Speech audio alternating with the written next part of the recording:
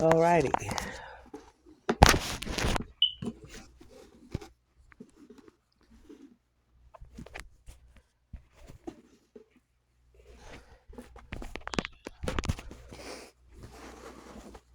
You Oklahoma niggas,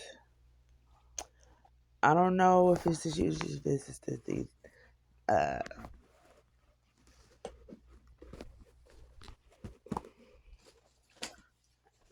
what do we call ourselves these days? But notes here. Uh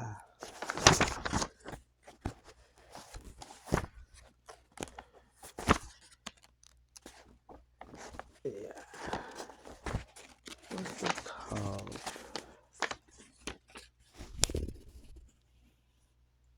So in Oklahoma, my dilemma is outside of them wanting to be me, who they hate, them wanting to and have already stolen my identity. You all putting dead spirits and utilizing magic and utilizing my gifts to then torture me with on behalf of those who may be or maybe not falsely imprisoned. Um, are whatever happens to you, no, I had a part in it. Yeah. 1000% know that I was somehow responsible in the event of your bitch ass demises. Not to anyone in general, because right now I'm being inundated with scientific technology and demonic spirituality based on some New Orleans bounce shit they got going on. Yeah, real bizarre. But what has happened is it has trickled down to a woman, trans being, if you will, and I'm going to leave it at that, who is involving herself in um, community outreach based on the fact that I may or may not be your next president. I may or may not be your next supervisor. I may or may not be a being responsible for creating your family next. I may or may not be responsible for a being responsible to care for someone that you care about or are deeply concerned with their whereabouts. We're going to read, it's called a Locish Lifestyle by Punn.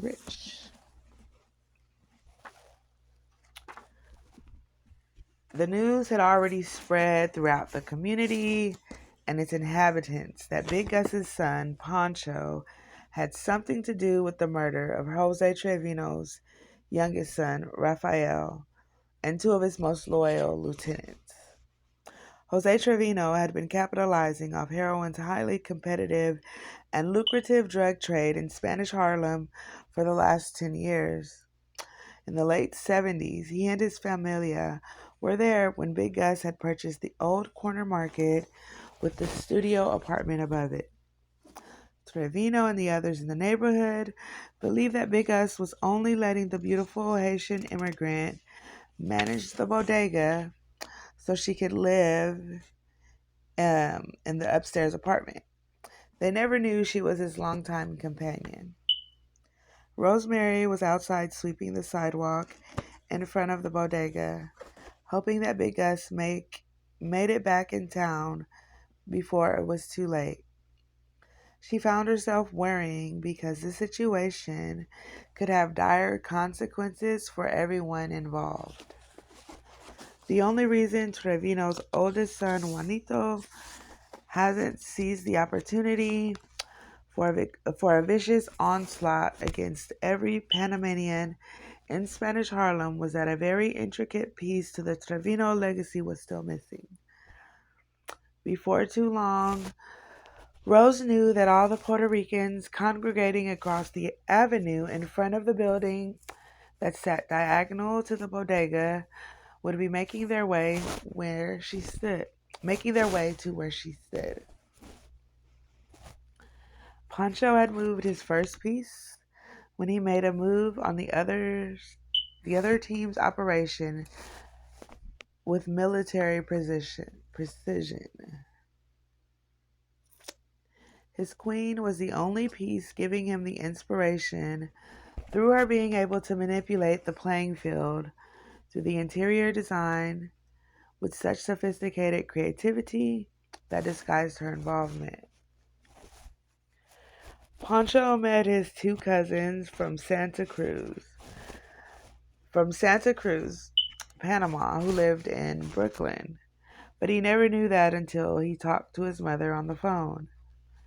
She told him that her sister's two boys were in the States because Javier had killed a man in Cologne, Panama, and Petey was there with him when it happened, so she had to send them both to New York.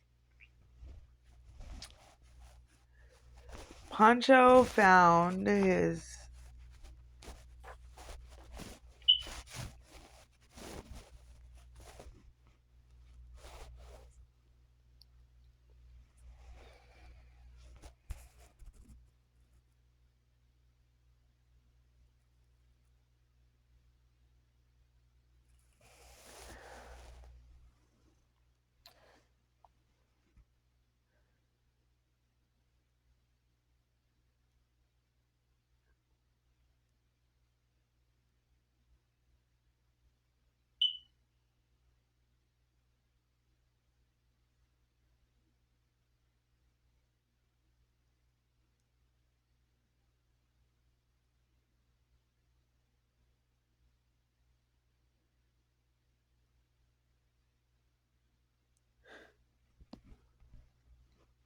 um,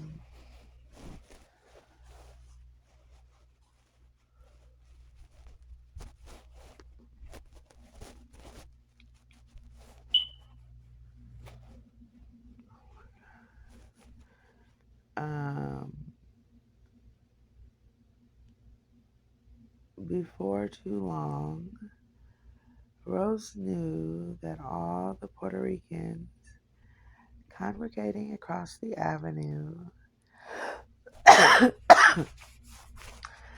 in front of the building that sat diagonal to the bodega would be making their way to where she stood. Pancho had moved his first piece when he made a move on the other team's operation with military precision. His queen was the only piece giving him the inspiration through her being able to manipulate the playing field through the interior design with such sophisticated creativity that disguised her involvement. Pancho met his two cousins from Santa Cruz, Panama, who lived in Brooklyn.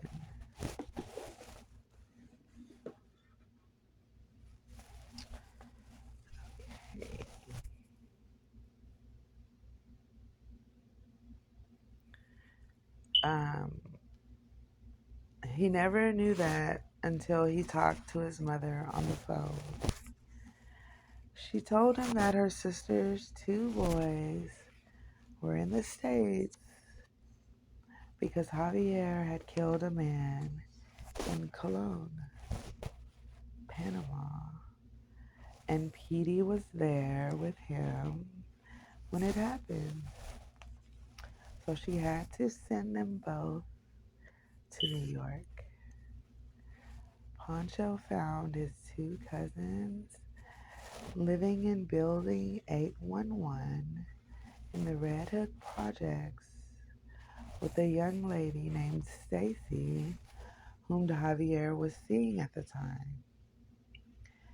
He waited a few weeks before he told them he had a plan for them to get some real money if they were willing to checkmate an old head out of the game. Big Gus and Sally Dogs made it to New Jersey and were on their way to the stash house to meet up with Rosemary so she could give them the scoop on what had transpired in the body. In the body where I don't want to go, but I do want to go. Don't you know? No, no. What little Gus had gathered from the brief phone conversation with her was that his son and a team of soldiers ran up in one of those ran up in one of Jose Trevino's major distribution stash houses that sat right in the middle of the barrio. Uh, Gus didn't think Gus didn't think his son had the gumption or street savviness to gather the intel and then do his homework to gather the intel and then do his homework to bring down someone of Trevino's stature. Many had already tried and failed, and they are now at the bottom of the Hudson River being used as fish bait.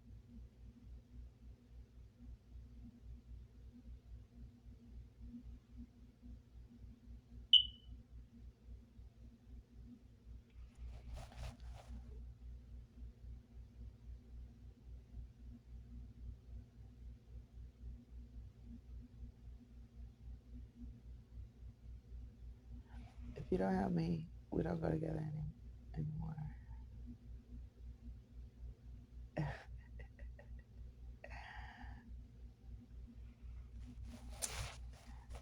Ah, okay.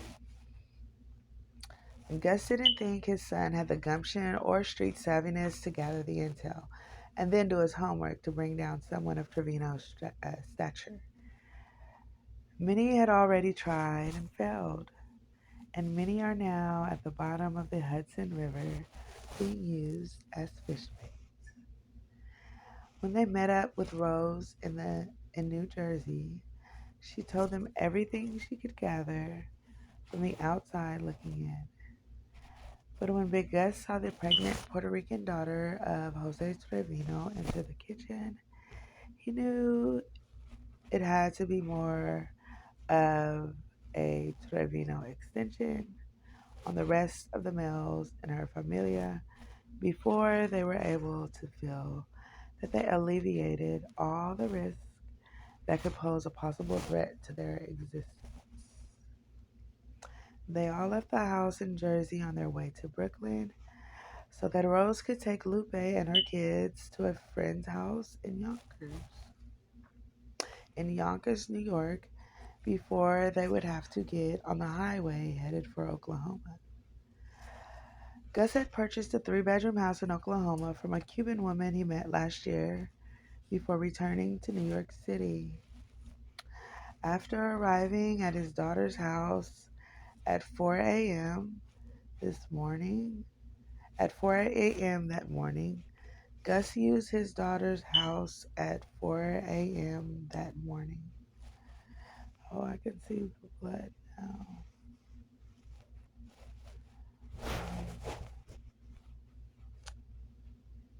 After arriving at his daughter's house at 4 a.m. that morning, Gus used his spare key to enter the residence.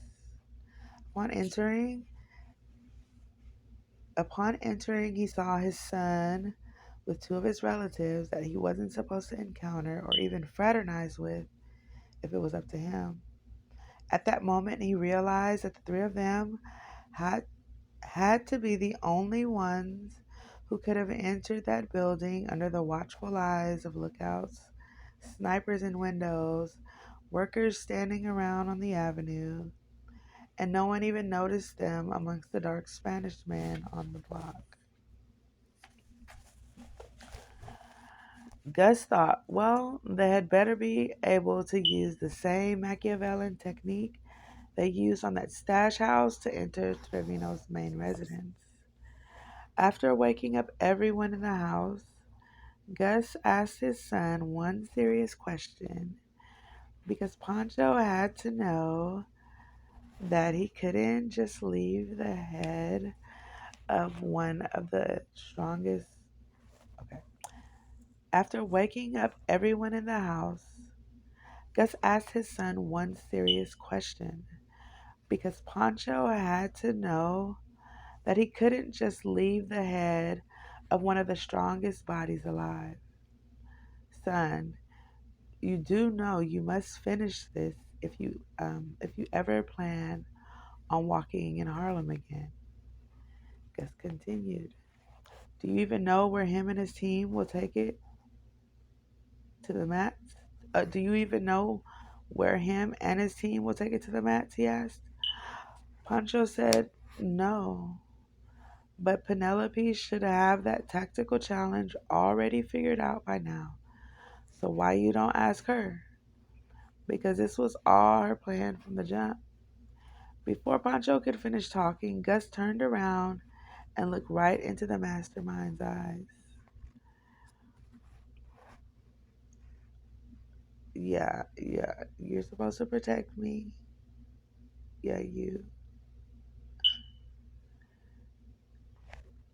not doing it right now.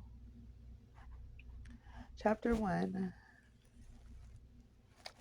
Lupe knew that it would be hard to wake up her son, but he had to start remembering that the trash truck ran every Tuesday morning before 8 a.m. She wouldn't have to wake him up so early if last night he would have remembered to take out the trash before he went to sleep. Fabian, get your arse up. Me told you to the trash on the curb by morning. Lupe shouted at her son in her heavy Caribbean accent. I'm awake, Fabian answered, sounding all groggy from sleep. He lay there for a minute thinking to himself, but one thing he knew for sure. He had better not miss the trash truck for the second week in a row, or his mother would work him like a Hebrew slave around the house until school started. So he went ahead and got up and did what he needed to do to keep the peace. Coming back in the house after taking out the trash, Fabian smelled the food his mother was cooking, so he made his way toward the kitchen to see what was smelling so good. Ma, you ain't cooked breakfast yet? Fabian asked, heading toward the stove. What's in this pot? Because it doesn't smell like nothing like breakfast food, he said, questioning his mother. Boy, you got some nerve coming in the kitchen and you ain't washed up. Get out before me scald your arse with this hot water, she said, turning back around to the stove to stir the crowfoot stew she had simmering. Go wake up your sister so me can feed you and you can get started on them chores. Fabian headed down the hall to the bathroom so he could wash up and use the toilet before his sister woke up. While he was using the bathroom, he heard the sounds of Bob Marley's No Woman, No Cry fill the house. So he knew he and his sister would either be doing chores all day or his mother was in the den having her morning cup of coffee, trying to relax before the contractors showed up to finish remodeling the house. As they were having breakfast, Lupe told both of them what she expected out of them while the repairmen were there, and that was for them to do all of their chores before going back in their rooms.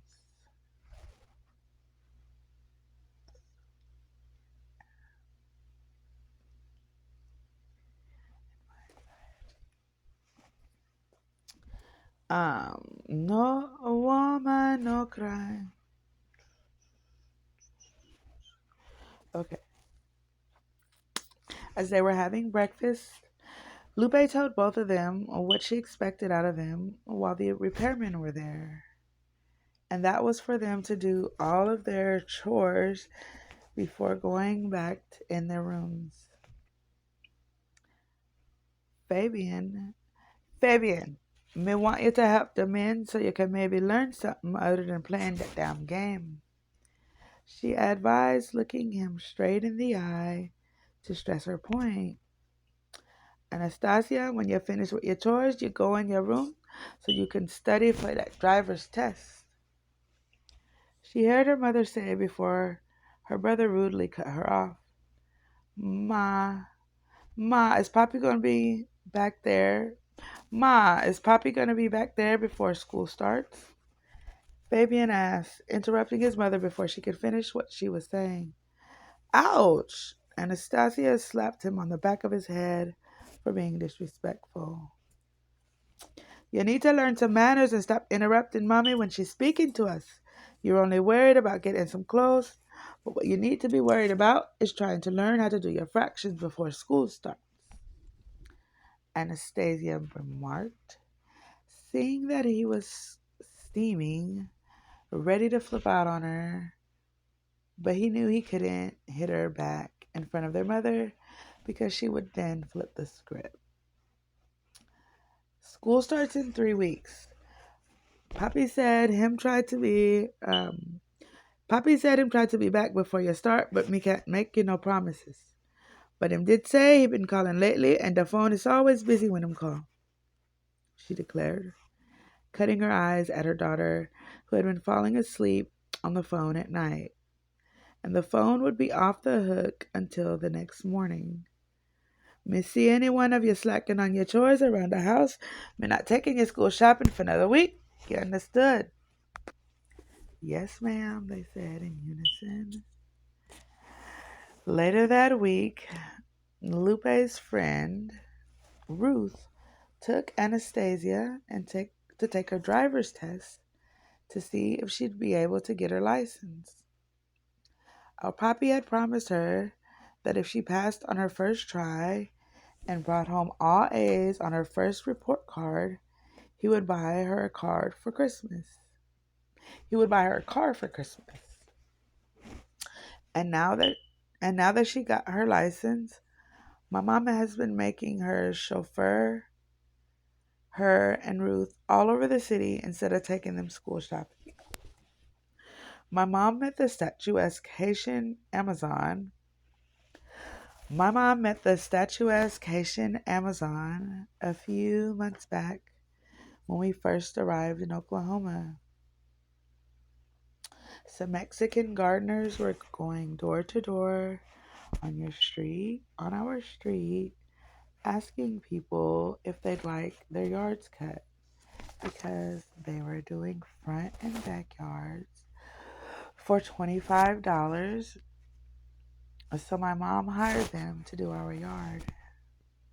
As my mother and I were sitting in the newly built sunroom that was added to our front porch doing the remodeling of our home, we saw this tall, ebony-skinned woman crossing the street in a yellow sports bra with some black spandex on.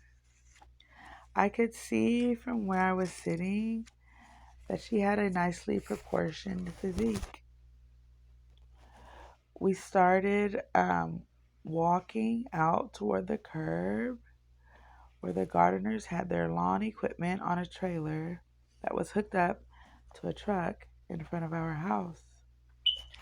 As we got closer, I could see that she had a mean scowl on her face, like she was pissed off about something.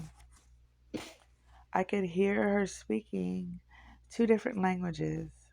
One was peculiar but understandable if you were an immigrant, but the other one sounded French to me. She was cursing one of the gardeners out so viciously that we had to walk over and intervene to see if we could rectify the situation before the police were called. We could see how tall she was as we got right up on them because she was towering over the Mexican. She looked like she was about 6'2", 225 pounds of solid thickness. I could see that her most striking facial feature was her aqua colored eyes, which looked so intriguing on her high cheekbones, cute little button nose, and thick succulent lips. Her hair was dreaded with dyed blonde tips, pulled up into a nicely styled bun, almost reminding me of Rosemary in the face. Can we help you with something? My mother asked, seeing the lady turn and look at her with a shocked expression upon her face when my mother asked what was going on. Seeing that the woman was in shock, my mom turned toward the head gardener and started speaking rapid Spanish to him. But now he looked just as shocked as the other woman. Bless your Lord for bringing me some brethren to this crazy ass state, she said in broken English. My mother initiated conversation with this woman in a papiamento dialect that's composed of Spanish, French, Dutch, and English. These are a few of our favorite things. I've only heard her and my papi use that tongue when they didn't want Anastasia or me being privy to their conversation. When my mother turned back around, she spoke to the one who she knew to be the boss. She told him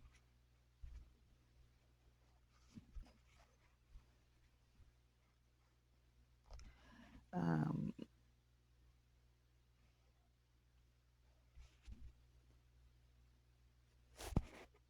she told him okay. When my mother turned back around, she spoke to the one who she knew to be the boss. She told him the whole ordeal regarding the money and how Ruth only wanted her change returned. Their issue occurred when she gave the guy she was cursing out a $50 bill.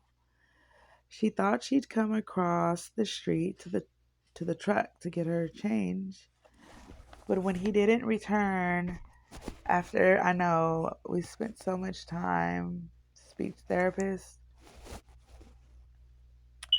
and I think it's really unfortunate that at each and every angle someone tears down you all's reputation by being known as the best at wherever you were at, and then like these niggas just think they can take it away for literally reading and for taking the time to um, understand character in every sense of the word. Um, I've been practicing monologues, breath control. When you suck dick, you need good breath control. I mean, to do a really good one, it's great to understand breath control. Um, and I used to love to French kiss, so I think that's how I learned intricacies of the mechanics of speech. Oh, and I do all kinds of accents. Like some are beings who are utilizing my vessel to deliver a message, which I can't wait to get back to that place again. Like I really can't wait to get back to that place again. But and some are just intrusive technologies that, due to them not giving proper credit, my information, my likeness, my personality, my identity, have been utilized for not good purposes. That old ass motherfucking picture. hmm Anywho, uh, I'm so very sorry. I'm so very sorry for what has happened to you here today. Would you allow my crew to come out next week and do your yard free of charge? The gardener asked, trying to keep his eyes level with hers. And if they don't come, I'll come over and do it for you. If your boyfriend don't mind another man in his personal space. Fabian replied curiously, but never taking his eyes off her massive camel toe that was so revealing in the black biker shorts. Me would love to have a strong man come take me trash to the curb every Tuesday. What you say, handsome? She asked.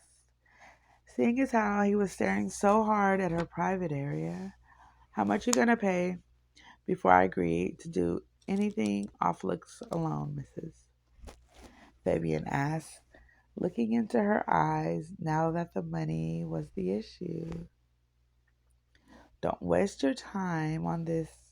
Don't waste your time on this one here, because he can't even remember to get up and get him own trash out to the curb by Tuesday morning.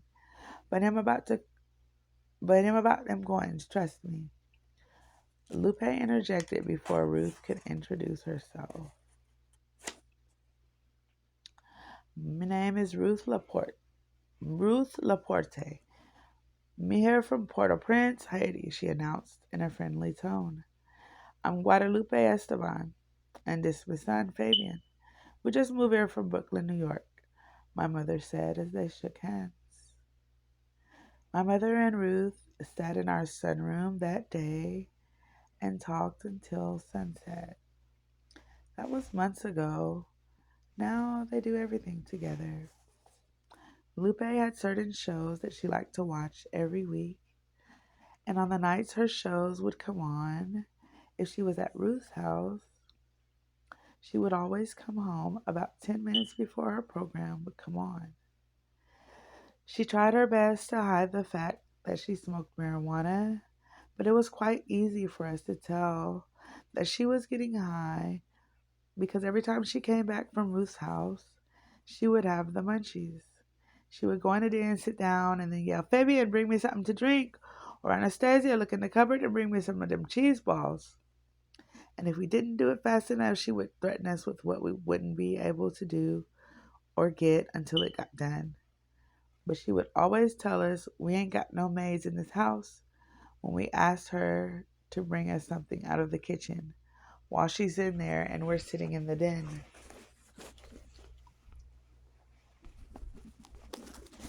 3 days before school started, my mom finally took us to the mall and told us we both have $1,000 to spend, but we must get our school supplies too, because there wouldn't be any more shopping until after Christmas.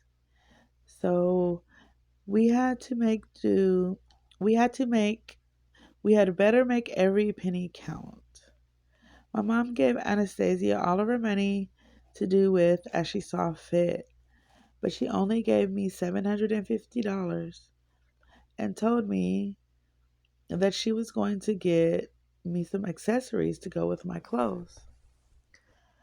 But what she really wanted to do was buy me a nice gold chain so I could have something to accentuate my clothing. I learned all of this later. I walked in Champs and headed straight for the Air Jordans. I bought two pair, the white, red, and gray high tops, and a pair of retro 85s to go with some black Levi's that I owned but hadn't worn yet. After I purchased the white and red and black Jordan warm ups, I was down to $250. As I was walking out,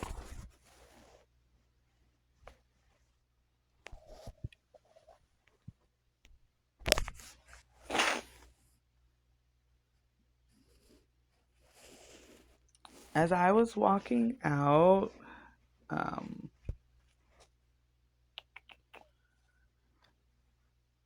as I was walking out, I saw a pair of wheat colored Timberland boots.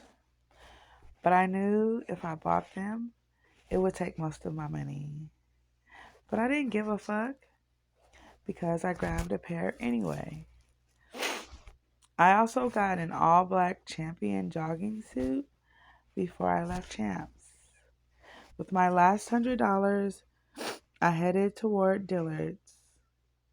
As I got close, three teenage guys headed in the other direction passed by me saying, "What that over crip like, cuz?"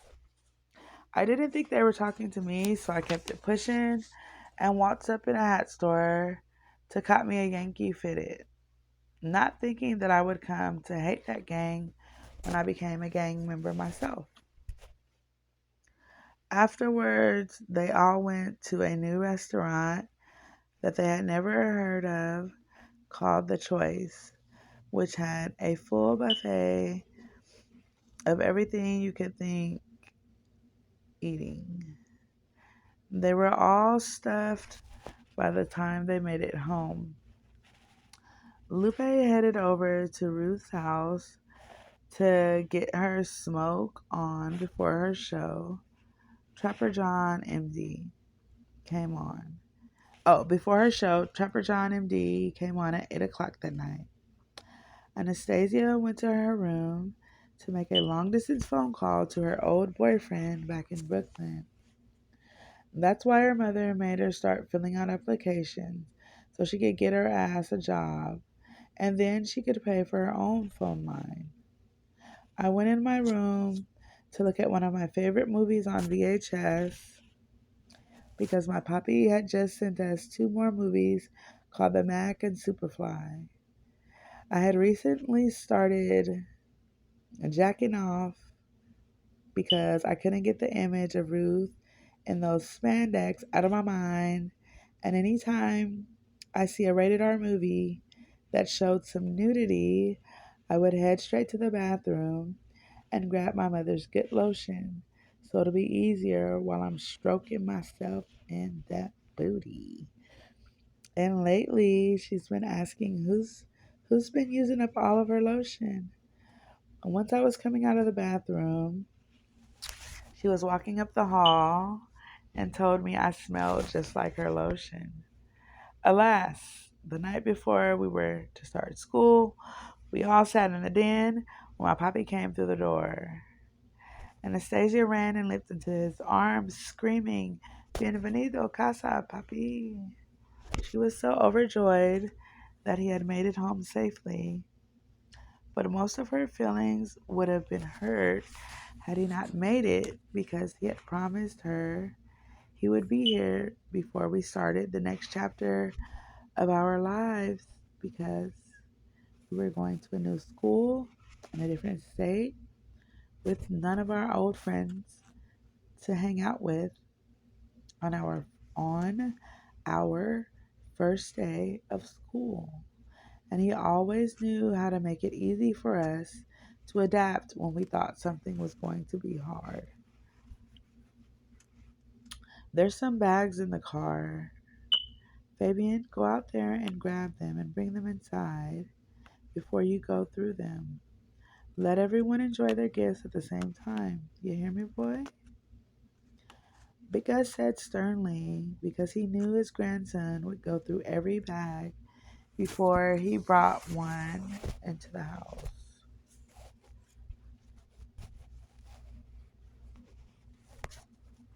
Te ve muy bien, papi, Lupe said, getting up to give her father a hug. He was dressed very sharp, as always, in gray Hugo Boss slacks and a jacket with a freshly starched white dress shirt, along with some black Johnson and Murphy wing-tip shoes. Gracias, Bella, he said, taking a seat in his lazy boy recliner that nobody had sat in since the day he got up from it to go back east. Poppy, tell me you brought me something from Fifth Avenue, Anastasia asked excitedly, but in a playful manner. Because you're not going to believe you're ugly and you're hideous. Look at your face. Ew. That's too bad. That's how you look. Um,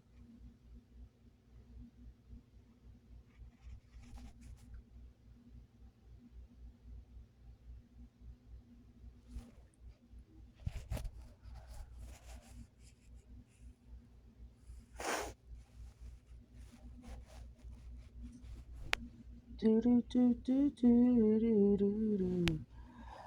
I love your smile. I really do do do do do do do do do do do.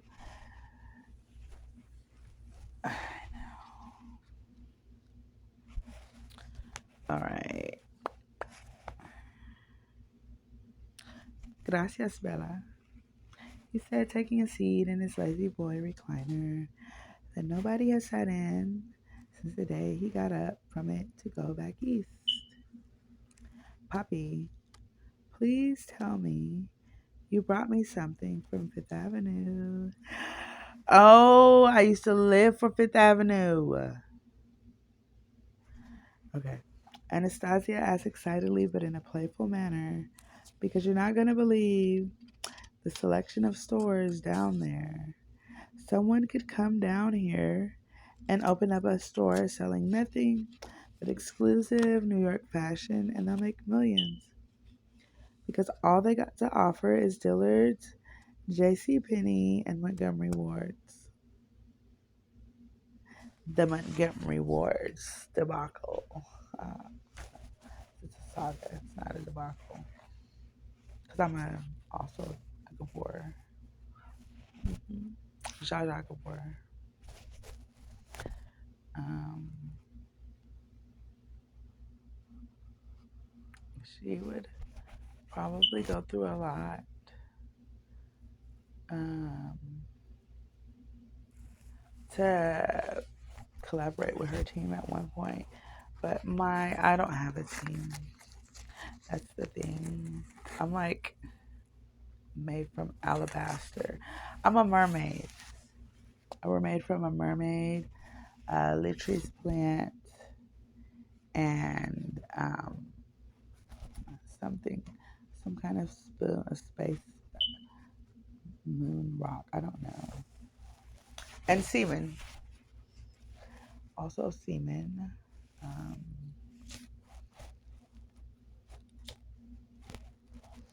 I were in vitro fertilized through a woman. I don't know her. I think, she just had. I think she were for science like me, but like maybe not. Maybe she just were one of the scientists involved, and for safety reasons, they would have to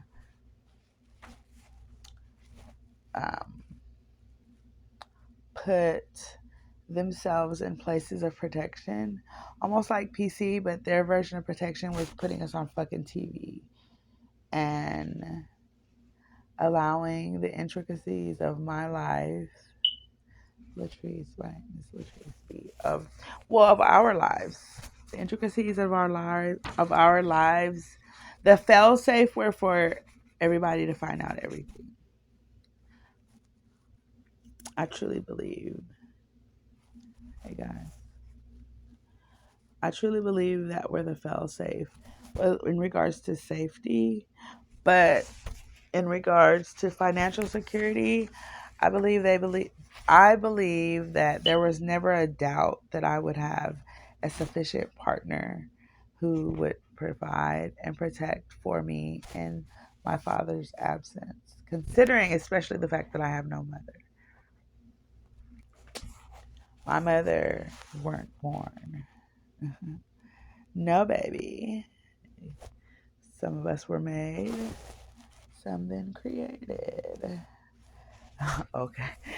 But yeah, my mother weren't born. And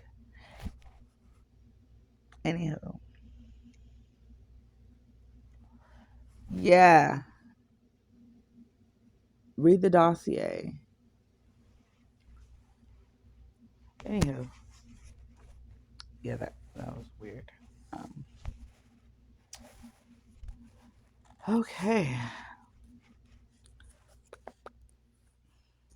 Tell Rose when she comes, she should go shopping for all of us ladies, or the next time she sees us, we'll be wearing Wranglers and cowboy boots, she said, laughing but serious. When Fabian made his last trip to the car and came back in, they all sat down to see what was in the bags.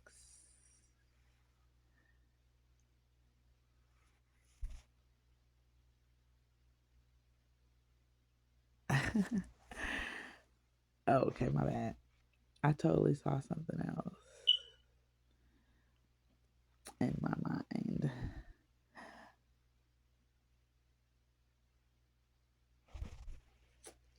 That's weird.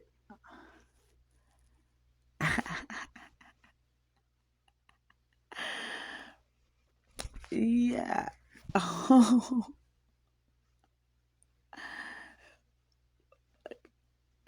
how are you magical? Magically scientific. Mine's better be malleable. Don't play with my. Oh.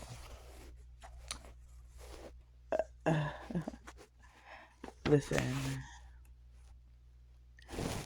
Okay. Come through. Provide some support. We're in this for life, I guess.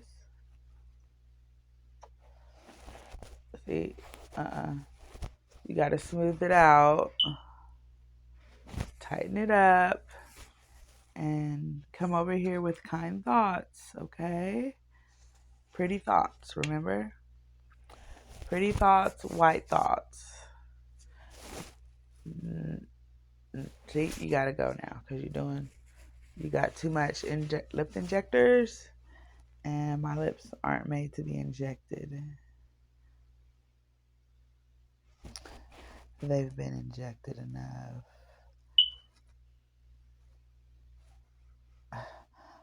Wait till I find Wally. Wale?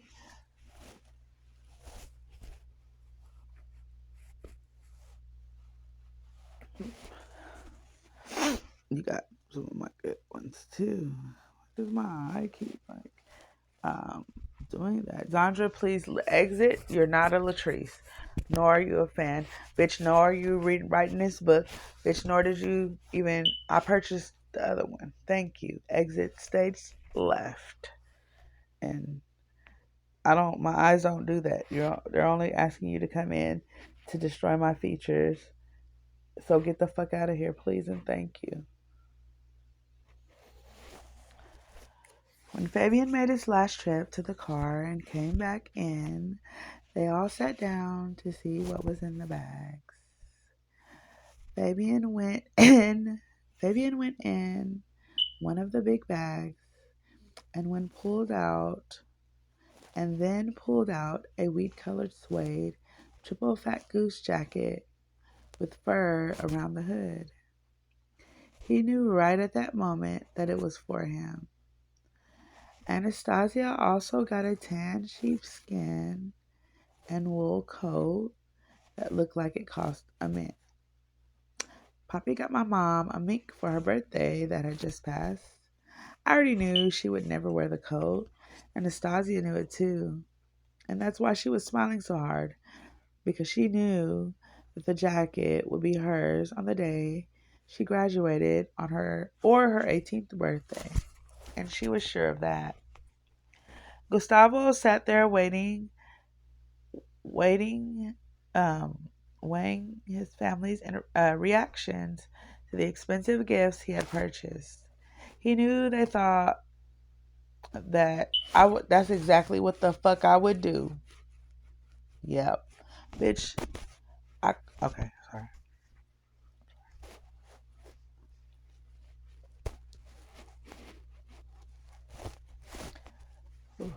But no, you already know what I think. But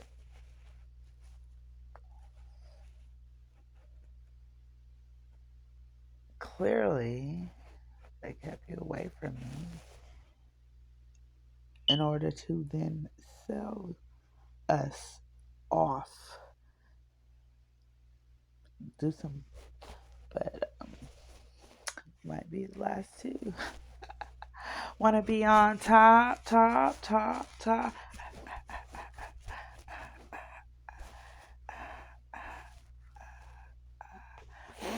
All right.